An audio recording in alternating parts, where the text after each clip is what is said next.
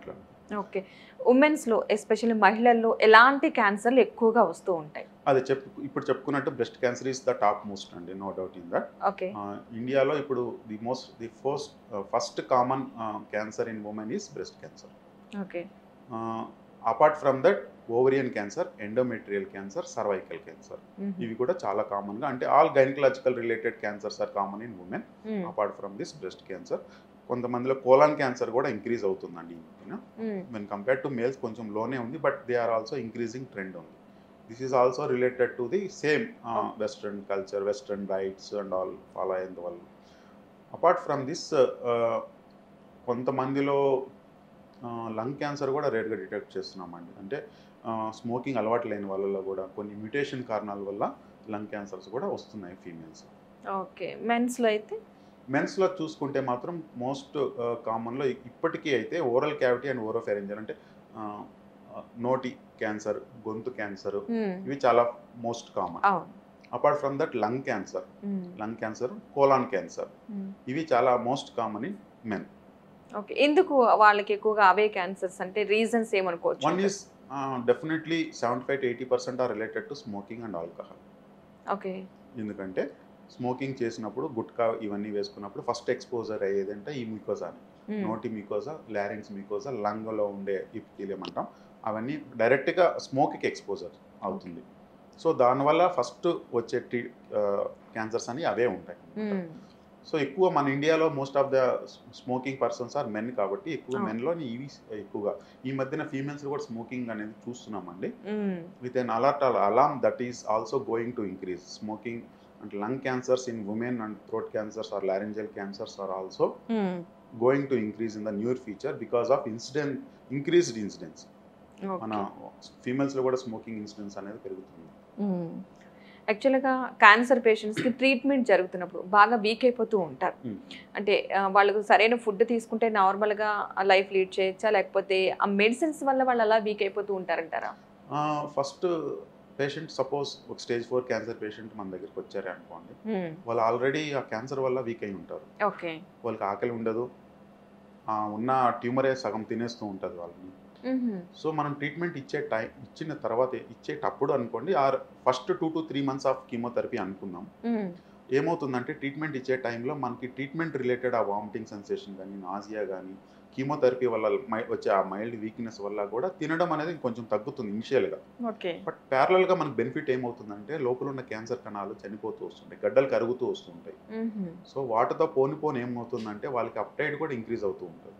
ఎప్పుడైతే లోపల మనం కాజ్ని ట్రీట్ చేస్తున్నామో, ఆ ట్యూమర్ని ట్రీట్ చేస్తున్నామో, ఓకే. అప్పుడు ఏమవుతుందంటే లోపల ఉన్న ట్యూమర్ కరిగే కొద్దీ అప్టైట్ ఆటోమేటిక్గా ఇంక్రీజ్ అయ్యి పేషెంట్స్కి ఆ వెయిట్ గెయిన్ అని ఉంటుంది, ఆకలి పెరుగుతూ వస్తుంది. సో చాలామంది ఏమనుకుంటాం, ఆల్రెడీ నాకు ఆకలి ఉండదు, మళ్ళీ దానిపైన కీమోథెరపీ ఇస్తున్నారు, నీరసం అయిపోయి ఇంట్లో ఉండిపోతానేమో, చాలా వీక్ అయిపోయి సిక్ అయిపోయి బెడ్ రిడన్ అయిపోతానని అపోహలా ఉంటారండి. హ్మ్. బట్ అలా కాదు. హ్మ్. మనం ఆ కాజ్ని, ఆ క్యాన్సర్ని కానీ ట్రీట్మెంట్ చేసుకుంటే తాత్కాలికంగానే ఆ ప్రాబ్లమ్స్ కానీ ఓవర్కమ్ అయిపోతే 1 or 2 monthsలో పేషెంట్కి ఆల్మోస్ట్ నార్మల్ పర్సన్ లాగా ఆకలి పుట్టుకొస్తుంది, బరువు పెరుగుతారు, మళ్ళీ తినగలనంతా తింటూ ఉంటారు, మళ్ళీ మన నార్మల్ లుకింగ్ పర్సన్ లానే కనిపిస్తూ ఉంటారు. ఓకే. పర్టిక్యులర్‌గా వాళ్ళు తినకూడని ఫుడ్డు, తినాల్సిన ఫుడ్డు అట్లాంటివి ఏమైనా ఉన్నాయంటారా? యూజువల్లీ అసలు మన ట్రీట్మెంట్ టైంలోనే వాళ్ళకి ఏది ఆకలి ఉండదండి, టు బీ హ్మ్. ఫ్రాంక్. హ్మ్. చాలామంది మనం అనుకుంటాం కానీ సార్, వాళ్ళ అటెండర్స్ చెప్తూ ఉంటారు వచ్చినప్పుడు, మేమేం చెప్పినా కానీ తినట్లేదు, ఏమీ వద్దంటున్నారు, ఆ! తినాలనిపిస్తుంది కానీ ఫుడ్ దగ్గరికి వచ్చేసరికి తినబుద్ధి అవ్వట్లేదు, ఆ! అసలుకి వాసన చూస్తేనే వాంతికి వస్తుంది హ్మ్. అనిపిస్తుంది. These are all related to their cancer and treatment related అండి. మనం ఏమీ అనడానికి లేదు కూడా, కానీ అన్నిటికీ మెడిసిన్స్ ఉండవు, కానీ టెంపరరీ ఎఫెక్ట్స్ ఇవన్నీ. సో ఫలాన్ని తినకూడదు అంటే ఎక్కువగా నాన్ వెజ్ ఐటమ్స్ అన్బాయిల్డ్గా ఎక్కువగా కొంతమంది బిర్యానీస్, మసాలాస్, కారము ఇవన్నీ అలవాటు ఉన్న వాళ్ళు మళ్ళీ తినడానికి ట్రై చేస్తారు, అవి తినకూడదండి. ఓకే. ఎందుకంటే ట్రీట్మెంట్ ఇచ్చినప్పుడు లోపల మ్యూకోసైటిస్ అంటాం, కొంచెం పచ్చిగా ఉంటుంది హ్మ్. గట్టంతా. హ్మ్. దానివల్ల మనం తినే ఆహారం వల్ల ఇంకా కొంచెం మంట ప్రేరేపిస్తుంది. సో ఇవన్నీ అవాయిడ్ చేయాలి. మాంసం అనేది తినొచ్చు, but not during course of therapy. 7 to 10 days వరకు యూజువల్లీ అవాయిడ్ చేయమంటాం. ట్రీట్మెంట్ ఇచ్చిన 7 to 10 days వరకు పుండుల పచ్చిగా ఉండే వల్ల అరుగుదల తగ్గుతుంది, అంతకంటే ఏం కాదు. Once they recover from their chemotherapy effect తర్వాత ఆకలి బాగా పుట్టుకొచ్చినప్పుడు ప్రోటీన్ డైట్. సో ఈ మాంసం అనేది కొంచెం అట్లీస్ట్ ఫిష్ ఎగ్ తినచ్చు. చాలామంది అనుకుంటారు అసలుకే అవాయిడ్ చేయాలనేది. Not like that. ప్రోటీన్ ఎంతైతే బాడీలోకి వెళ్ళగలుగుతుందో అంత మంచిదన్నమాట. ఎందుకంటే ఈ నాన్ వెజ్ రిలేటెడ్ ప్రోటీన్ అనేది ఎక్కువ ప్రోటీన్ అనేది ఇంటేక్ ఎక్కువ ఉంటుంది బాడీకి. Apart from that they have to take all dal items, rice అన్ని కామన్గా ఇంటికాడ ఏమైతే తింటూ ఉంటారో అవన్నీ రిమైనింగ్ అన్ని కంటిన్యూ చేయొచ్చు. లైక్ కాయగూరలు, ఆకుకూరలు, తాలింపు కూరలు ఇవన్నీ తినచ్చండి. స్పెసిఫిక్గా అవాయిడ్ చేయాల్సింది మసాలా, కారము. నాన్ వెజ్లో మరీ ఎక్కువగా మటన్, చికెన్ ఇలాంటివి ఎక్కువగా హెవీగా లేకుండా, స్పైసీగా లేకుండా at least some egg, fish, easily digestible non veg proteins are very good. Fruits కూడా అన్ని తినొచ్చు. Fruits unless they have some diabetes related issues ఉంటే తప్ప ఆల్ ఫ్రూట్స్, ఎస్పెషల్లీ జ్యూసెస్ తాగకుండా దాని బదులుగా ఫ్రూట్స్ తింటేనే better. Because they contain lot of fibre. ఆ ఫైబర్ అనేది లోపల ఉన్న స్టమక్ని కొంచెం ప్రశాంతపరిచి they will have lot of feeling to fullness అనే ఫీలింగ్ ఉంటుంది ఫైబర్ వల్ల. అండ్ కాన్స్టిపేషన్ రాకుండా పేషెంట్స్కి ఈజీ డైజెస్టబుల్ అవుతూ ఉంటాయి. So rather than taking juice, ఆ ఫ్రూట్స్ అనేది తినడం వల్ల ఇంకా బెనిఫిషియల్ ఎఫెక్ట్స్ ఉంటాయి. ఓకే. పర్టికులర్గా ఈ ఫుడ్ తింటే క్యాన్సర్ వస్తుంది అన్నది ఏమన్నా ఉందంటారా? ఒక పలానా ఫుడ్ అంటే food it self is a both health maintaining అనేది. పలానా ఫుడ్ వల్ల క్యాన్సర్ వస్తుంది అనేది ఏమీ ఉండదు. యూజువల్లీ బయట ఉన్న ఫుడ్స్ తీసుకున్నందువల్ల ఏమవుతుంది అంటే అడల్ట్రేషన్ పెరిగినందువలన వచ్చే అవకాశాలు ఉంటుంది. అంటే ఈ మధ్యన మనం చాలామంది వింటూ ఉన్నాం masala powders also as cancer causing substances అని న్యూస్లో వచ్చింది.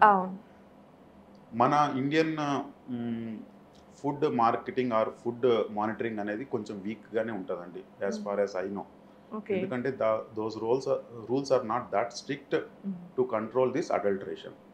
మనం న్యూస్లో వింటూ ఉంటాం, ప్రతిరోజు చూస్తూనే ఉంటాం, రిపీట్ అవుతూనే ఉంటాయి. సో ఏమవుతుంది, తెలియని వాళ్ళు ఏమవుతుంది, సో అది లోపల ఏముంటాయి అనేది మనకే తెలియదు అసలుకి. అవి యాక్చువల్లీ క్యాన్సర్ కాజింగ్ సబ్స్టెన్సెస్ ఉన్నాయా లేదని ఎవరికీ తెలియదు. So as far as possible outside processes foods అనేది అవాయిడ్ చేయాలి. ఇవి అవాయిడ్ చేయలేదు అనేది ఏది చెప్పడానికి ఉండదండి. As far as possible even మసాలాలు కూడా ఇంట్లో చేసుకోవడం ది బెస్ట్. అన్ని స్పైసెస్ రా మెటీరియల్స్ తెచ్చుకోగలం కదా, మనమే అన్ని చేసుకోగలం. మిక్సీలో వేసుకొని పౌడర్స్, మసాలా పౌడర్స్ అని, చికెన్ మసాలా, చాలా డిఫరెంట్ మసాలా పౌడర్స్ మనం చేసుకోగలం. అవి చేసుకుంటే the best and safe. And they are also found to have this anti cancer properties. మన న్యాచురల్ స్పైసెస్కి యాంటీ క్యాన్సర్ ప్రాపర్టీస్ ఉంటాయి. అంతేగాని బయట నుంచి వచ్చే మసాలాల్లో దాంట్లో ప్రిజర్వేటివ్స్ యాడ్ చేసి వాటిలో ఏదో సబ్స్టెన్సెస్ యాడ్ చేసి మళ్ళీ అవి క్యాన్సర్ ప్రూవ్ అని చెప్పి ఆల్రెడీ న్యూస్లో వింటూ అవి తినాల్సిన అవసరం లేదు. అపార్ట్ ఫ్రమ్ దట్ బయట ఫుడ్స్లో ఉన్న పెస్టిసైడ్స్ కోటింగ్ అండి చాలా చాలా ఇంపార్టెంట్. ఓకే.